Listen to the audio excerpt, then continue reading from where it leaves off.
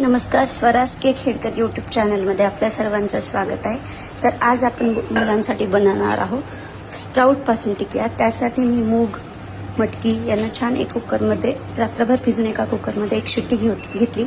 आता त्यामध्ये मी टाकणार आहे भरपूर साऱ्या vegetable, beet, carrot, tomato, onion, कोथिंबीर आणि थोडासा लिंबाचा रस. आणि याची एक छानशी बाइंडिंग बनवून घेऊ आणि याची छानशी बाइंडिंग बनवू जेणेकरून आपल्याला ह्याची टिक्की छान पद्धतीने बनवता येईल.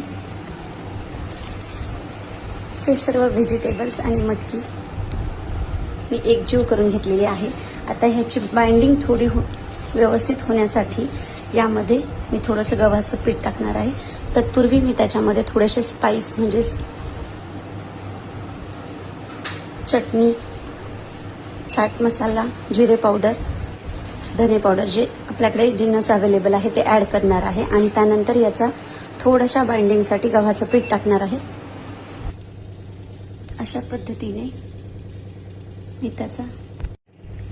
पद्धतीने मी सर्व मिश्रण एकजीव करून त्याचा एक मस्त असा उंडा बनवलेला आहे. आणि मी त्यानंतर एक तवा गरम करून ठेवला आहे. ह्या तव्याला मी ऑइलच्या ब्रशने थोडंसं तेल ग्रीस करणार आहे आणि यावर आपण आपल्या छोट्या छोट्या टिकिया बनवून भाजणार आहोत.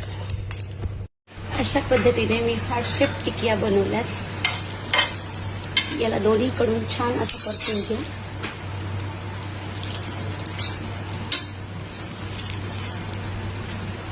त्याची एक साइड खरपूस झाल्यानंतर दुसरी साइड सुद्धा खरपूस होण्यासाठी ठेवलेली आहे.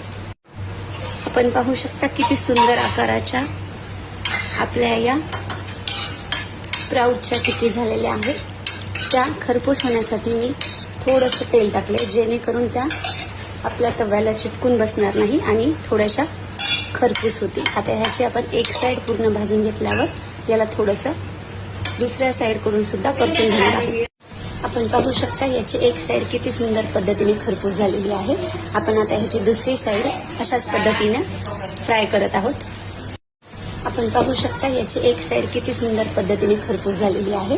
आपण आता ह्याची दुसरी साइड अशाच पद्धतीने फ्राय करत आहोत.